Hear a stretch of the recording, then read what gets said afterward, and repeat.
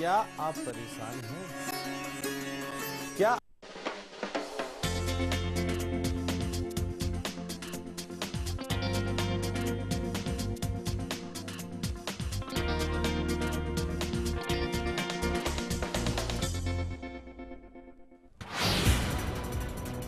आज भी ताबड़तोड़ रैलियों का सिलसिला जारी। मोदी की बिहार और असम में रैली तो राहुल पश्चिम बंगाल में करेंगे जनसभा। कांग्रेस अध्यक्षा सोनिया गांधी बेटे का प्रचार करने जाएंगी अमेठी। 10 साल बाद करेंगे अमेठी का दौरा। 7 मई को अमेठी में होना है मतदान। अमित शाह से प्रतिबंध हटने के बाद आजम खान चुनाव आयोग से नाराज। अब आजम जाएंगे सुप्रीम कोर्ट।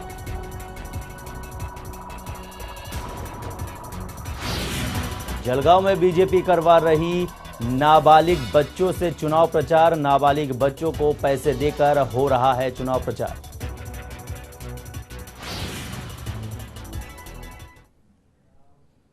नमस्कार, मैं हूं सलामत अली। खबरों की शुरुआत करते हैं दक्षिण मध्य मुंबई से। दक्षिण मध्य मुंबई लोकसभा क्षेत्र से उम्मीदवार आदित्य शिरोडकर ने के चेंबूर स्थित प्रचार सभा में मनसे वाहतुक सेना के अध्यक्ष हाजी अराफात शेख भी वहां पर पहुंचे थे। हाजी अराफात ने जनता से मनसे को वोट देने की अपील की है। वहीं अराफात से बात की हमारे सहयोगी धर्मेंद्र दुबे ने।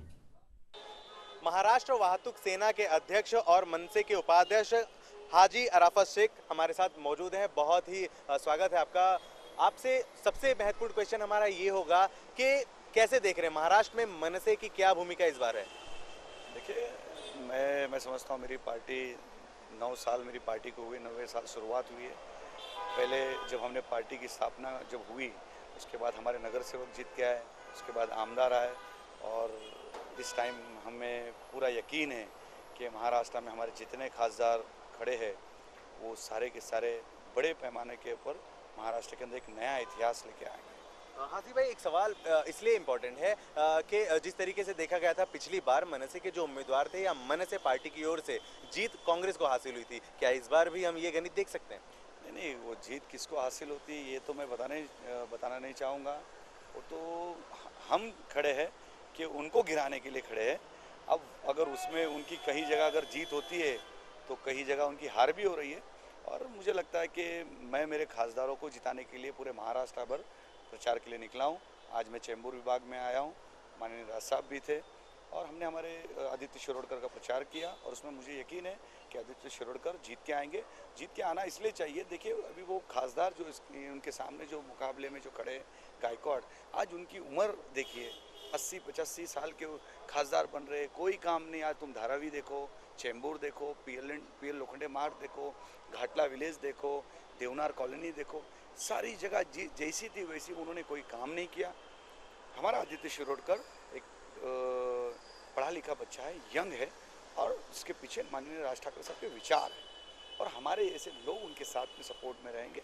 ज़रूर हम उस इलाके के अंदर जो मूलभूत समस्या है उसको लेकर हम दिल्ली तक पहुंचा कर वो काम कराने की पूरी कोशिश करके लोगों के काम करें। युवाओं की बात आपने की, यंग तो जो है राहुल शिवाले भी हैं, अस्थाई समिति के अध्यक्ष भी रह चुके हैं, इसके अलावा इंजीनियर भी हैं, तो कहीं आपको नहीं लगता कि युवा उनकी भी ओर आकर्षित होंगे?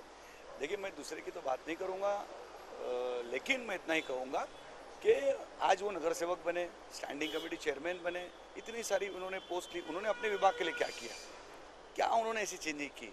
ऐसे कौन से उन्होंने गार्डन बनाए, अच्छे बच्चे लोगों को स्विमिंग पूल बनाए, जॉगिंग ट्रैक बनाए? ऐसी क्या किया जो लोग उनकी तरफ आकर्षित होंगे? हमारे नेता ने जब नासिक की बात आई तो माननीय राज साहब ने गोदा पार्क आपने जब देखा होगा, नासिक का डेवलपमेंट की बात आई तो राज ठाकरे साहब ने नासिक का डेवलपमेंट करके दिखाया और हम करने के बाद लोगों के पास जा रहे, काम करके दिखा रहे, फिर जाके हम लोगों के पास वोट मांग रहे। हमने तो नहीं किया, इनके पास तो था तब भी नहीं कुछ कर सके, ये दूसरे काम में बिजी रहे, ये बाकी की सारी चीज़ों के अंदर इनका ध्यान रहा लेकिन जनता की तरफ ध्यान नहीं रहा। मुझे लगता है कि युवा है, युवा उनको दिखाएंगे युवा शक्ति क्या होती है। और आज कंप्यूटराइज ज़माना आ गया, लोग होशियार हो चुके और लोगों को पता चलेगा कि हमको किस तरीके से करना है। आज राहुल शिवाले का अगर आप बैकग्राउंड देखो और आदित्य शिरोडकर का देखो तो आपको समझ में आएगा कि इन दोनों में फ़र्क क्या है।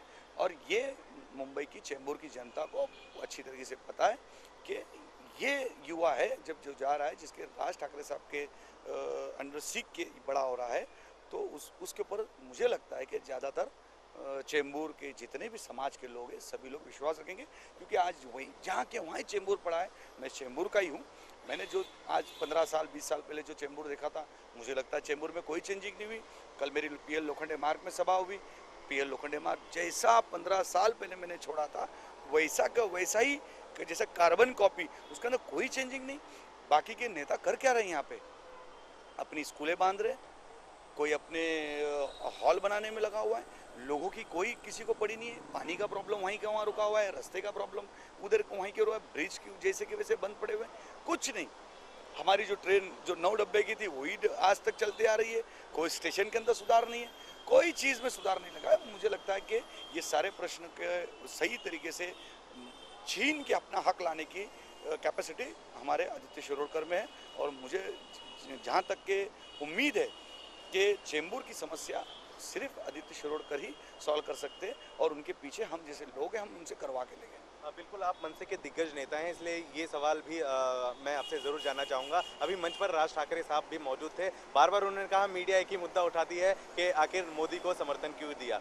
मामला गर्म है, इसलिए ये आपसे भी पूछना बहुत ज़रूरी है, क्या इसके पीछे जो उनकी सोच थी वो कहीं ना कहीं शिवसेना को थोड़े कमज़ोर करने के लिए, और जो मोदी समर्थक हैं उनके वोट वो खुद लेने की उनकी कह सकते हैं कि फिराक है, ऐसा कुछ? मुझे ऐसा लगता है कि राज ठाकरे साहब के मानने वाले महाराष्ट्र में बहुत बड़े संख्या में है। युवा वर्ग उनके साथ में, हिंदू मुस्लिम सिख ईसाई सारे लोग उनके साथ जुड़े हुए। मुझे लगता नहीं राज ठाकरे साहब को मोदी और बीजेपी की वोट बटोरने की राजनीति इस तरीके से वो कर रहे हैं। हाँ, लेकिन अगर आप शिवसेना की बात करेंगे, हमने शिवसेना पक्ष जो छोड़ा वो जिसके वजह से छोड़ा वो तो सारी चीज़ें आपको पता है। अगर उसमें हार होती है तो ज़रूर ये एक हमारे लिए बहुत अच्छा काम होगा। और बाकी चीज़ों के हम तो हमारी पार्टी बढ़ाने के लिए चले, अगर वो हारते तो हम जीतेंगे। अगर हमको जीतना है तो किसी ना किसी को तो हमको हराना पड़ेगा, और जो हारने वाले हम उनको थैंक यू कहेंगे कि आप हमारे सामने हार रहे हो। तो राज ठाकरे साहब को मुझे लगता है कि किसी का वोट बैंक खींचने की जरूरत नहीं, वो खुद एक वोट बैंक है।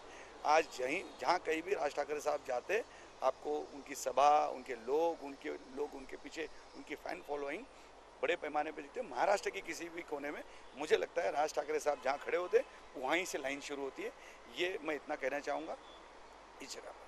बिल्कुल, यही वजह है कि जहाँ जहाँ शिवसेना के कैंडिडेट है वहीं मनसे के भी कैंडिडेट है। जाते जाते एक संदेश महाराष्ट्र नवनिर्माण सेना की ओर से लेमन के दर्शकों को आप क्या कहना चाहेंगे? मैं सभी मुंबई के अंदर जहाँ और आप पूरे महाराष्ट्र में इस लेमन चैनल को देख रहे हैं, मैं सभी मेरे दोस्तों भाइयों से और महाराष्ट्र के भूमिपुत्रों से यही कहूँगा कि ये मौका एक बार हमको दो, एक बार आजमा के देखो। हमारे खासदार दिल्ली का तख्त ज़रूर हिला के रहेंगे। काम तो बहुत करने हैं हमें, इसीलिए मैं आप लोगों से विनती करूंगा, मैं मेरे कौम के लोगों से विनती करूंगा, मेरे सभी महाराष्ट्र के भाइयों से विनती करूंगा, एक बार रेलवे इंजन को आप जिताइए। इंशाल्लाह ताला काम करने की जिम्मेदारी हमारे से छोटे छोटे हाजी अराफत शेख, माननीय राज ठाकरे साहब के जो कार्यकर्ते हमारी रहेगी, ये मैं आपसे वादा करता हूँ। मनसे उपाध्यक्ष हाजी अराफत शेख की साफ तौर पर अपील है कि मनसे को वोट करो, लेकिन फैसला आपके हाथ में है। कैमरामैन मुकेश के साथ Dharmendra Dubey, lemon news, Mumbai. Lemon news में खबरें भी और भी है, लेकिन हम रुकेंगे एक छोटे से ब्रेक के लिए।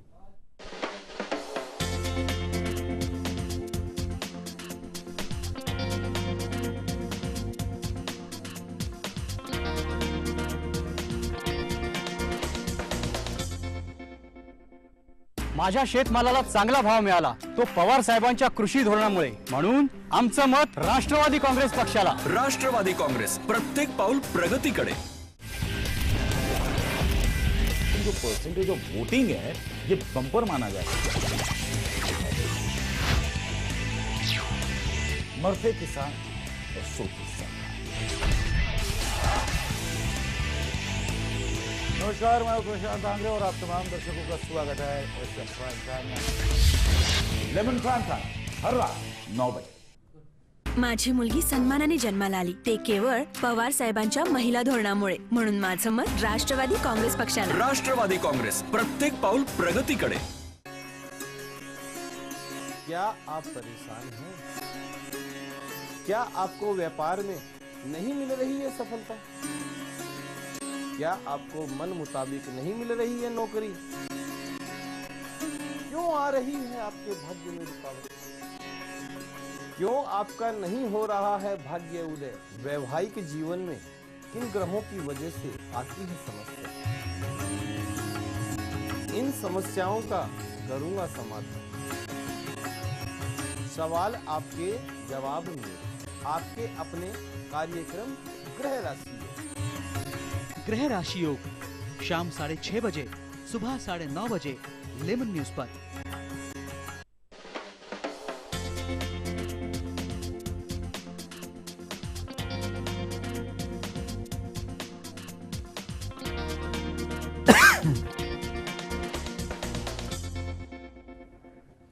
ब्रेक के बाद आप सबका फिर एक बार स्वागत है। देश भर में मोदी का प्रचार जोर शोर से चल रहा है।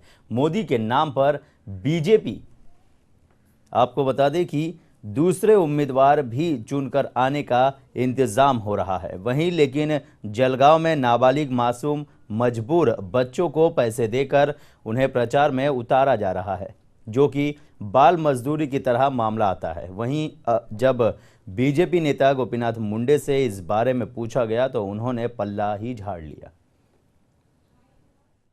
देखिए, ये बेबुनियाद है।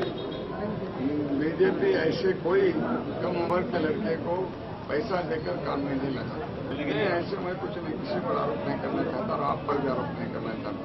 लेकिन बीजेपी कमिटेड कार्यकर्ताओं की पार्टी है। यहाँ इतने लोग काम करने के लिए हैं, किसी को पैसा देकर काम पर लगाने की जरूरत नहीं। राष्ट्रीय लेवल पर काम करता हूँ।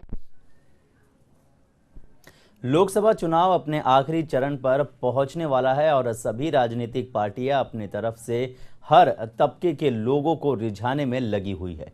ऐसे में उत्तर भारतीयों का एक तबका है जो ये मानता है कि बीजेपी सिर्फ जनता के साथ छलावा करती है। उनका कहना है कि नरेंद्र मोदी को सिर्फ बड़ी बातें करना आता है और विकास सिर्फ कांग्रेस ही कर सकती है। हम लोग की तरफ से आयोजित ये उत्तर प्रदेश के लोगों का ये स्नेह मिलन था। जैसा कि आप लोग सब जानते ही हैं, उत्तर प्रदेश के लोग राजनीतिक रूप से बहुत ही जागरूक लोग हैं और चुनाव का समय है। इस वक्त उन लोगों ने ये तय किया कि हम लोगों को ऐसे पार्टी के साथ में उनको समर्थन देना है जो पार्टी हमारे अच्छे में, तकलीफ़ में, आराम में खड़ी रहती है। हमारी जो यहाँ की जो कैंडिडेट हैं उनके एक नहीं ऐसे अनेक किस्से हैं जिसमें उन्होंने गरीबों का साथ दिया है। सेकुलर पार्टी और सेकुलर क्रेडेंशियल की जो हमारी कैंडिडेट हैं उनके लिए सभी उत्तर भारतीयों का समर्थन ऐसा सबने मिलकर तय किया। और ये समर्थन सिर्फ एक कैंडिडेट के लिए नहीं है। मुंबई शहर में जितने भी उत्तर भारतीय हैं, करीब करीब यहाँ आए हुए सभी तरफ के लोगों ने ये तय किया कि मुंबई शहर में जितने भी कांग्रेस के और एनसीपी के जितने भी कैंडिडेट हैं, हम सभी उत्तर भारतीयों को एकजुट होकर उनको मत देना है और उनको जिताना है। बीजेपी तो उत्तर भारतीयों के लिए कोई विकल्प है ही नहीं। पहली बात तो सुनिए, बीजेपी में उत्तर भारतीयों की कोई कीमत भी नहीं है। आज जितने भी लोग हैं उत्तर भारतीय बीजेपी के, वो सब छोड़ छाड़ के कांग्रेस में आ गए हैं। अब सिर्फ कुछ गिने चुने लोग जो हैं जिनको कोई समाज में कोई महत्व नहीं है वो वहाँ पे टिके हुए हैं। बाकी जितने जो समाज के प्रतिष्ठित लोग थे, मुंबई के डिप्टी मेयर राजेश शर्मा वो बीजेपी में आ गए, मैं खुद बीजेपी छोड़ करके कांग्रेस में आ गया, वो खुद कांग्रेस में आ गए। तो हमारे को कांग्रेस की आइडियोलॉजी और कांग्रेस की विचारधारा, हम इतने साल वहाँ रहे पर हमें ऐसा लगा कि हम गलत अपना समय वहाँ पर बर्बाद किए हैं। हम आज यहाँ पे आकर के बहुत खुश हैं। किसी पद के लालच से नहीं आया, कोई राजनीति करने नहीं आया, समाज की सेवा की भावना से आए। वहाँ भी समाज की सेवा की भावना से करते थे, यहाँ भी करते हैं। पर वहाँ पे हम लोगों को जो जिस दृष्टि से देखा जाता था वो दृष्टि हमें मतलब बर्दाश्त नहीं होती थी। इसके लिए हमने वहाँ पे अपना सब कुछ छोड़ छाड़ करके आज हम राहुल जी के विचारधारा में। कुछ दिनों पहले गुजरात के अंजार तालुका में एक ही परिवार के 7 लोगों की सामूहिक हत्या का मामला सामने आया था। इसी वारदात के तहत कुछ, आपको बता दें कि कच्छ के अंजार तालुका पुलिस ने एक महिला को और साथ ही साथ दिल्ली के बलराम दास के नाम के महंत को गिरफ्तार किया है। दरअसल इस परिवार ने अपनी जमीन 1,80,00,000 में बेची थी, जिसकी खबर परिवार के ही एक महंत को लग गई थी और फिर उस महंत ने सारा पैसा परिवार के लोगों से बीमारी के नाम पर ले लिया। लेकिन वहीं जब परिवार वालों को इस बात का पता चला तो पूरा परिवार सदमे में हो गया और सभी ने आत्महत्या कर ली। मृतक परिवार एक महंत के पूरे टच में था, इंस्पिरेशन में था और महंत अब खुद बीमार होने का बहाना निकल के ये परिवार के पास से पैसे मंगाता रहा और परिवार ने पूरे 1,70,00,000 से इतने पैसे यहाँ से दिल्ली भेज दिए थे। और ये मृतक परिवार के फ़ोन के प्रिंट आउट और सारी इंफॉर्मेशन के हिसाब से ये जामनगर जिला का अलियाबाड़ा गांव है, वहाँ एक आयर परिवार की लड़की है सोनल बेन, वो भी इसमें इन्वॉल्व हुई थी। तो इनको लाके पूछपरछ में ये दिल्ली का महंत का नाम खुला है और महंत को लेने के लिए अंजार पुलिस दिल्ली गई थी, वहाँ से उसको पूछपरछ के लिए इधर लाए हैं और पूछपरछ में उसने सब अपने गुनाह कबूल कर लिया है और पूरे पैसे उसको बार बार मिलते रहे। कोई पैसे बैंक थ्रू मिले हैं, कोई रूबरू जाके दिए हैं। तो पुलिस अभी उसको अरेस्ट करके ये पैसे वापस करने के लिए रिमांड के दौरान। गुजरात के कैबिनेट मंत्री नितिन पटेल एक निजी कार्यक्रम में पहुंचे, जहां चैनल 1 से खास बातचीत करते हुए नितिन पटेल ने कहा कि इस बार लोकसभा सीट में भाजपा गुजरात की कुल 26 सीटों पर अच्छा प्रदर्शन करेगी। साथ ही ये भी कहा कि गुजरात बीजेपी का गढ़ है। देखिए, वैसे तो हर चुनाव में गुजरात ने और गुजरात की प्रजा ने 1995 से लेके आज तक भारतीय जनता पक्ष को समर्थन किया है। विधानसभा के चुनाव हो, महानगर पालिका नगर पालिका के चुनाव हो, कोई भी चुनाव हो, गुजरात की प्रजा हमेशा भारतीय जनता पक्ष को समर्थन करती है। आज भी गुजरात में नरेंद्र भाई मोदी की सरकार 2002, 2007 और 2012 3 बार गुजरात की प्रजा ने बहुत बड़ा समर्थन करके गुजरात सरकार की जिम्मेदारी दी है। गुजरात में महानगर पालिका नगर पालिका तालुका पंचायत डिस्ट्रिक्ट पंचायत ये जो सभी संस्थाएं हैं उसमें 90% संस्थाओं में बीजेपी का रूलिंग है और संसद में भी हमारे जो उम्मीदवार खड़े हैं उन सबको इस बार गुजरात की प्रजा का बहुत बड़ा समर्थन मिलने वाला है। इसमें सबसे बड़ा कारण तो ये है कि माननीय नरेंद्र भाई मोदी जब वड़ा प्रधान होने वाले हैं तो गुजरात की प्रजा के हर वर्ग में छोटे से छोटे गांव से लेके बड़े से बड़े शहर तक ये उत्साह का माहौल है कि हमारे नरेंद्र भाई जब वड़ा प्रधान बनने वाले हैं तो हम उनको ज़्यादा से ज़्यादा समर्थन दें और गुजरात में 26 सीटें 26 से 26 सीट जीतने का पूरा हमारा प्रयत्न है और हमें विश्वास है कि हम सभी सीटों पर बीजेपी के उम्मीदवार विजयी होंगे। भाजपा हमेशा कहती रही है कि प्रधानमंत्री मनमोहन सिंह बोलते नहीं। आज कांग्रेस के प्रवक्ता ने बताया कि सिंह साहब ने 1000 से ज्यादा भाषण दिए हैं, तो क्या सिंह साहब तो खूब बोले नहीं? देखिए, 5 साल में कांग्रेस के मुताबिक जितने भी बार बोले होंगे, लेकिन कितना बोले वो इम्पोर्टेंट नहीं है। क्या बोले, देश के लिए क्या बोले, देश के सम्मान के लिए क्या बोले, देश के गौरव के लिए क्या बोले, देश के संविधान के लिए क्या बोले। मनमोहन सिंह जी जब भी बोलते थे और बोले हैं तो उनके ही जो सलाहकार थे, एडवाइजर थे, उन्होंने ही बताया है कि वो जो बोलते थे उसका लेटर या उसकी नोट, उसकी चिट्ठी वो सोनिया गांधी जी के निवास स्थान से आती थी। उनके विचार खुद के कभी वो खुले तरह बोल नहीं सके हैं और राहुल गांधी के या सोनिया गांधी के जो विचार थे या उनके जो सुझाव थे उनकी ही बात वो बोलते रहे हैं, उनका खुद का कभी नहीं बोले हैं। और इसलिए ये देश की स्थिति हो गई है कि ये रिमोट कंट्रोल सरकार 5 साल तक चली। 11 न्यूज में खबरें भी और भी है, लेकिन हम रुकेंगे एक छोटे से ब्रेक के लिए।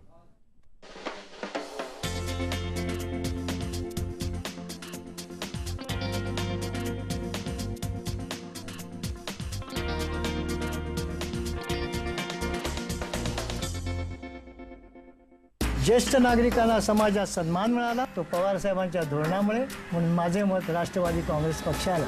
राष्ट्रवादी काँग्रेस, प्रत्येक पाऊल प्रगतीकडे.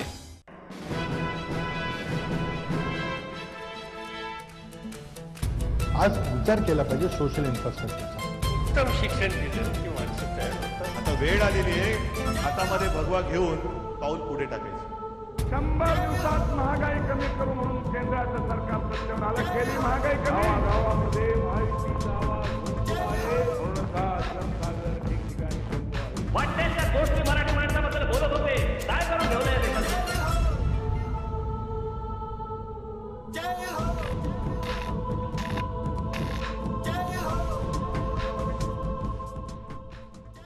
क्रीडा क्षेत्राची महाराष्ट्रात प्रगती झाली की पवार साहेबांच्या युवा धोरणामुळे, म्हणून आमचं मत राष्ट्रवादी काँग्रेस पक्षाला. राष्ट्रवादी काँग्रेस, प्रत्येक पाऊल प्रगतीकडे. यहाँ मेगा मॉल बनेगा, the biggest India ever seen. यहाँ स्टेडियम बनना चाहिए. चैरिटी के बारे में सोच रहे हैं. कभी तो ऐसा ख्वाब देखिए जिसमें हजारों ख्वाब शामिल हो.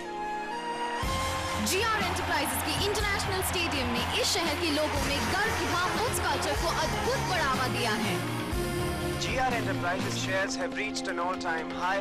जब दूसरों के ख्वाब पूरे करोगे ना, तो अपना कल बनते देखोगे. रजनीगंधा हिलने है दुनिया.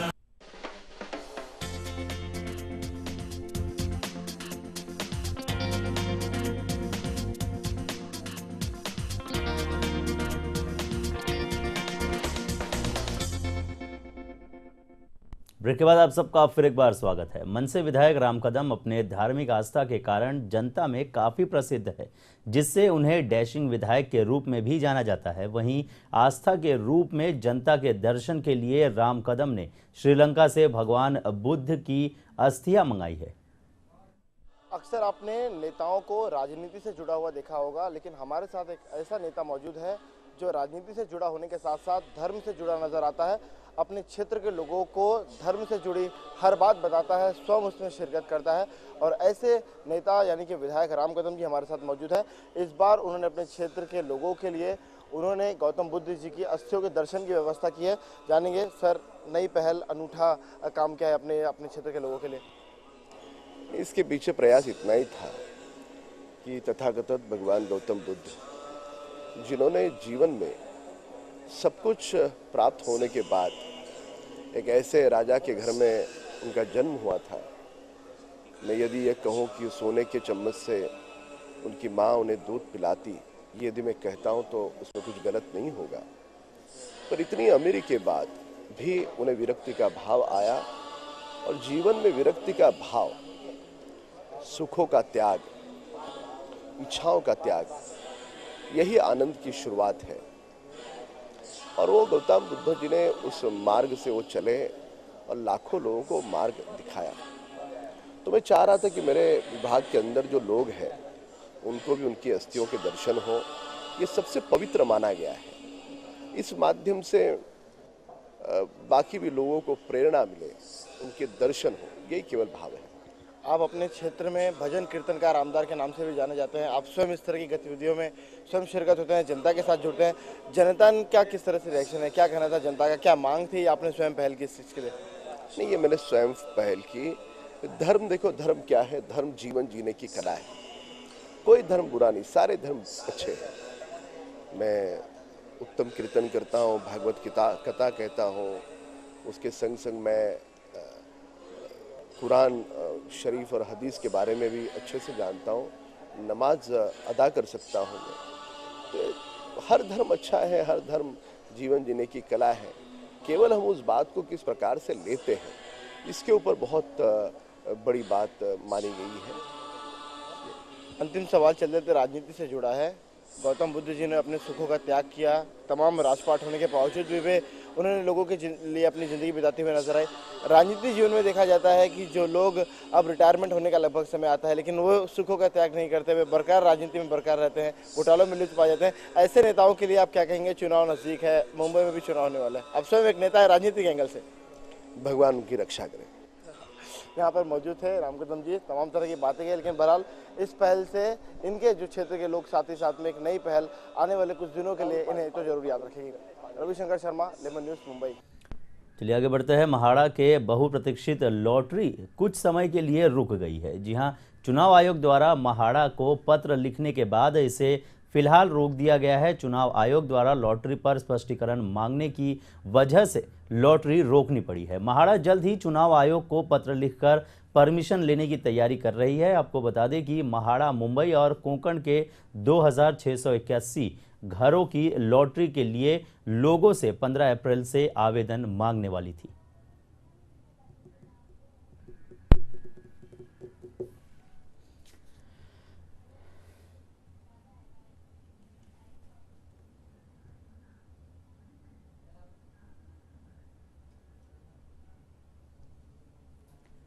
सिडको के अध्यक्ष विजय नाहटा सिडको छोड़कर शिवसेना में शामिल हो चुके हैं और पार्टी ज्वाइन करते ही उन्होंने अपने विरोधियों पर निशाना साधना शुरू कर दिया।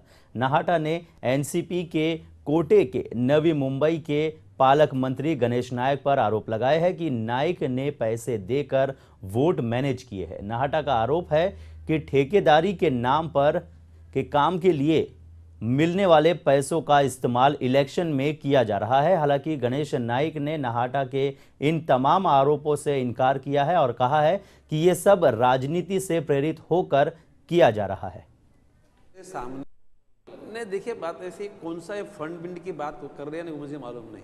यदि कोई मेरे सामने कोई रेफरेंस लेके आ जाए तो वो फंड के बारे में मैं बोल सकूंगा। जिस चीज़ को कोई नाम ही नहीं है वो चीज़ के बारे में चर्चा करनी भी अनुचित रहेगी। जिसको कुछ भी इल्ज़ाम लगाना है उनको मेरे सामने ये एविडेंस है, ऐसा ऐसा कुछ लेके आए तो मैं उसमें कोई बात कर सकूंगा। हवा में ऐसी बातें करने में कोई मजा नहीं। इस बुलेटिन में फिलहाल के लिए बस इतना ही। तो मुझे यानी सलामत अली को दीजिए इजाजत। नमस्कार।